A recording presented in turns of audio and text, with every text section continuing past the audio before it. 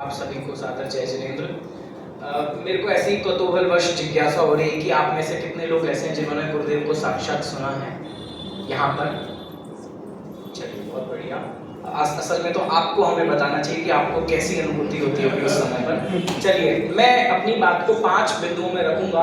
कुंद हृदय का मतलब ये भी होता है कि वो बहुत उज्जवल और अत्यंत विशुद्ध हृदय के थे, लेकिन जितना आशय मैं समझ पा रहा हूँ इस विषय का, कुंद आचार्य उनके हृदय में किस रूप में बसे थे, इसको मैंने आपके सामने 4-5 बिंदुओं में रखने का संक्षिप्त में प्रयास करूंगा। पहली बात, एक ऐसा व्यक्ति जिनका ना ठीक से परिचय हमारे पास मौजूद है, ना ही कोई चित्र मौजूद है, ना ही उनके हाथ से लिखा हुआ डायरेक्ट कोई हस्तलेख मौजूद है, सिर्फ उनका तत्व प्रतिपादन मौजूद है। और उसके लिए गुरुदेव श्री का कितना जबरदस्त ऑब्सेशन, वो मैं आपको एक तथ्य के माध्यम से बताऊंगा।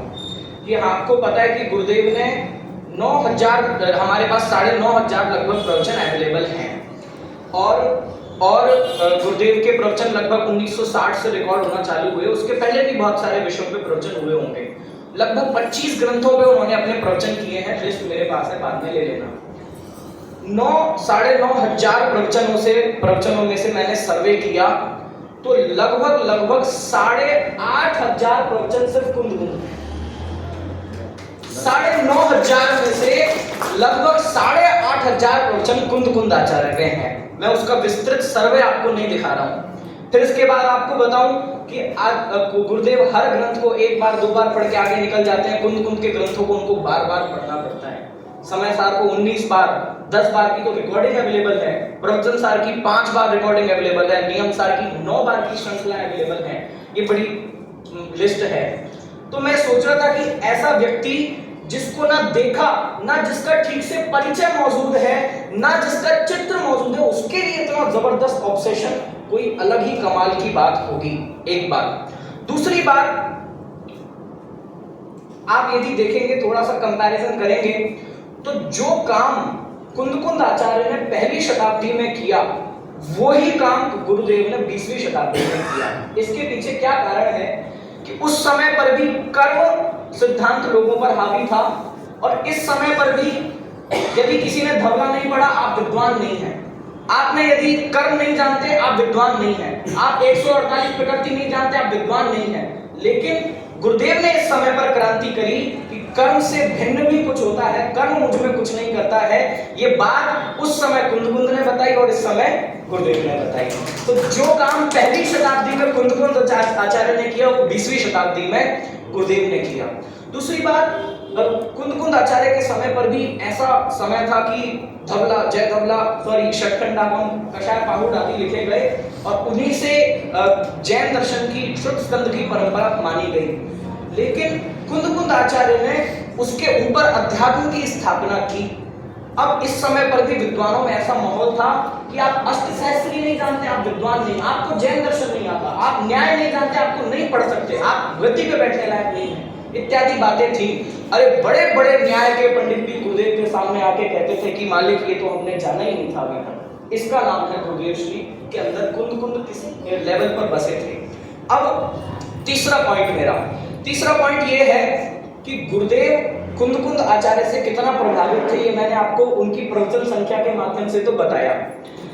मैं सोच रहा था कि मैं कितना अधिकारी हूं गुरुदेव के ऊपर बोलने का, तो मैंने खुद की जांच करी तो मुझे पता चला कि मैंने अपने जीवन में लगभग 200-250 प्रवचन गुरुदेव के सुने हैं। सामूहिक रूप में कहीं बैठकर विद्यालयों में 200-250 प्रवचन सुने हैं।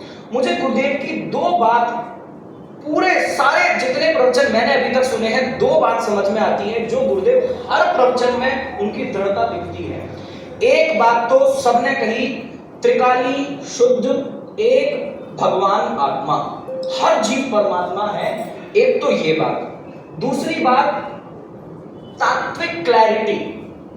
गुरुदेव यदि चरण योग का भी ग्रंथ पढ़ाएंगे, यदि महाव्रत पुरुषार्थ सिद्धि उपाय से यदि व्रत का वर्णन करेंगे, वहां भी ये बोलेंगे कि भाई व्रत तो बंद है। यदि गुरुदेव से पूछा कि सब आत्मा की चर्चा करें, कि ये भी बंद है। अरे साहब, तीर्थंकर प्रकृति, कि ये साहब ये भी बंद है। इसको कहते हैं तात्विक क्लैरिटी, जो मुझे हर प्रवचन में दिखती है। दो चीज, भगवान आत्मा और तात्विक क्लैरिटी। मनीष भैया, मैं आपसे यदि पूछूं कि गुरुदेव ने आपको क्या सिखाया, एक बात बता दो मुझे, एक बात, आपने क्या सीखा गुरुदेव से? बोलो। सब भगवान है। अब पता है, ये गुरुदेव ने नहीं बताया, ये कुंद कुंद की बात है। और बताओ गुरुदेव से आपने क्या सीखा? बोलो, क्या आप बोलो, गुरुदेव से आपने क्या सीखा? वो मैं कुंद कुंद की गाथा में दिखाऊंगा। इसको कहते हैं कुंद हृदय। गुरुदेव के मुंह से जो निकलता था वो कुंद कुंद के ग्रंथों से निकलता था। सिर्फ कुंद कुंद के ग्रंथ के प्रवचन करते हुए नहीं, यदि वो 6 डाला भी बोले तो दौलत राम जी साहब, आज 6 डाला दिवस है ना, दौलत राम जी साहब बताए कि साहब 4 गतियों में दुख है। गुरुदेव वहां भी बोलते थे आत्मा तो दुखी होता नहीं। दौलत राम जी साहब बताएं कि नरक में ऐसा ऐसा खंड खंड हो जाते कि आत्मा तो अखंड है। मैं ये कहना चाह रहा हूं कि गुरुदेव यदि किसी और ग्रंथ पे भी प्रवचन करते थे, उनके हृदय से कुंद कुंद का कथन आए बिना रहता नहीं था। अरे उन्होंने तारण तरण शारकाचार्य पे प्रवचन किए हैं। मैं देख रहा था भक्तामर, अरे विशापहार स्तोत्र पे प्रवचन किए हैं। अब कोई सोच सकता है भक्तामर के अंदर से कोई भगवान आत्मा निकालेगा?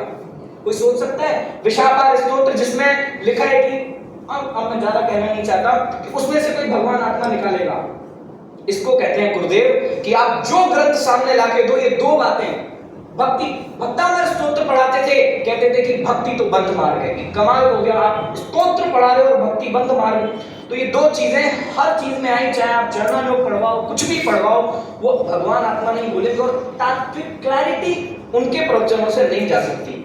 अब चौथा पॉइंट है मेरा कि गुरुदेव, आपको पता है, क्योंकि मैं प्राकृत भाषा का विद्यार्थी हूं तो श्वेतांबर ग्रंथों को भी पढ़ना बहुत होता है। श्वेतांबर संप्रदाय में हमसे ज्यादा समृद्ध साहित्य है। उनके पास भी कलिकाल सर्व के हुए हैं, हेमचंद्र और हरिभद्र सूरी जैसे महान दार्शनिक नैयायिक आचार्य हुए हैं। अपने पास इतना समृद्ध साहित्य नहीं है। आपको क्या लगता है गुरुदेव वो सब जानकारी और वो सब पढ़ के नहीं आए थे और वो उस अगाध समृद्ध साहित्य उन्होंने उनको प्रभावित नहीं किया होगा? अरे सब कुछ पढ़ के आए थे, तब भी कुंद कुंद का सरल प्राकृत का आबाल गोपाल के लिए लिखा हुआ ग्रंथ उनके हृदय में बैठ गया। इसका नाम है कुंद कुंद का प्रभाव उनके हृदय पर क्या था। लेकिन स्टिल मैंने जहां से बात स्टार्ट की थी कि कुंद कुंद की फोटो नहीं, कुंद कुंद का परिचय नहीं, कुंद कुंद का शरीर नहीं, कुंद कुंद के तत्व से, और दो बातें जो कही, तात्विक क्लैरिटी और भगवान आत्मा। और अंतिम बिंदु मेरा ये है, मैंने 5 मिनट के अंदर ये अपना समाप्त किया क्योंकि आदरणीय भाई साहब को हमें सुनना है। अंतिम बिंदु मेरा ये है, मेरे पास हर जितने बिंदु मैं रख रहा हूं उनका पूरा सर्वे है मेरे पास, तब बोल रहा हूं। भाई साहब ने कहा कि विद्वान सब तैयारी करके आते हैं। तो पांचवा बिंदु मेरा ये है कि गुरुदेव को मैं सामान्य एक ऐसी प्रवचनकार के रूप में नहीं देखता, सामान्य उपदेष्टा के रूप में नहीं देखता। गुरुदेव मुझे बहुत बड़े दार्शनिक समझ में आते हैं। क्यों? कारण ये है कि गुरुदेव शोधक हैं। गुरुदेव दार्शनिक इसलिए हैं कि उनको आप बहला नहीं सकते किसी भी बात से। आपको क्या लगता है आप उनके सामने भक्तामर रख के उनसे ये बुलवा दोगे कि भक्ति से मोक्ष होता है? आपको क्या लगता है आप उनके सामने कोई भी तीसरा ग्रंथ रखकर ये तात्विक क्लैरिटी में आप उनको बहला नहीं सकते? इसलिए मुझे वो दार्शनिक समझ में आते हैं। और कुंद कुंद उनके हृदय में इसलिए बैठे क्योंकि धर्म के नाम पर एक व्यक्ति को जो चाहिए होता है वो उन्हें कुंद कुंद में मिल गया। क्यों? क्योंकि मुझे आडंबर चाहिए तो और भी 10 दुकानें हैं ना, यदि मुझे और तामझाम चाहिए तो और 10 आयोजन चाहिए तो भी 10 दुकानें हैं, लेकिन धर्म के नाम पे चाहिए आनंद। अभी आज ही छैड़ाला का प्रवचन सुन रहे थे कि ये मोक्ष मार्ग शिव रूप है और शिव करण है, मतलब मोक्ष भी शिव स्वरूप है और मोक्ष मार्ग भी शिव स्वरूप है। कहने का मतलब क्या कि मोक्ष मार्ग कष्ट रूप नहीं है, मोक्ष मार्ग भी आनंद रूप है। जबरदस्ती के क्रियाकांड, धर्म के नाम पर लंबी सी आइटिनरी, धर्म के नाम पर एक बड़ा शेड्यूल, धर्म के नाम पर होने वाला कर्मों का डर, धर्म के नाम पर होने वाला नरक का डर, ये सब बातें उनको कहीं से दूर दूर तक डरा नहीं पाई। आप अभी मुझे बताओगे, पूछोगे तो मैं श्वेतांबर ग्रंथों से एक एक गाथा, एक एक पन्ना खोल के दिखाऊंगा कि कहां कहां गुरुदेव को हृदय पे चोट लगी होगी। और ये गुरुदेव जो सारी दुनिया में ये देख रहे थे, धर्म के नाम पर कर्मों का डर, एक लंबी शेड्यूल और धर्म के नाम पर जबरदस्ती का क्रियाकांड, ये देखकर जब उनका हृदय मचलता था और ऐसी आग में जब उन्हें आचार्य कुंद कुंद मिले तब मुझे लगा कि धर्म के नाम पर एक व्यक्ति को जो चाहिए होता है वो उन्हें कुंद कुंद में मिल गया था। तो ये 5 बिंदु मेरे दिमाग में समझ में आए कि किस वजह से वो वाकई कुंद हृदय थे। आप उनके सामने चाहे खाने पे जाओ, चाहे सोने पे जाओ, चाहे प्रवचन की गद्दी पे जाओ, उनके हृदय से कुंद कुंद निकलते थे। चाहे भक्ति सुनो, चाहे प्रतिमान योग सुनो, चाहे न्याय सुनो, चाहे सिद्धांत सुनो, चाहे द्रव्य संग्रह रखो, चाहे भक्तामर रखो, उनके हृदय से कुंद कुंद निकलते थे। ये उनकी कुंद कुंद की महिमा थी।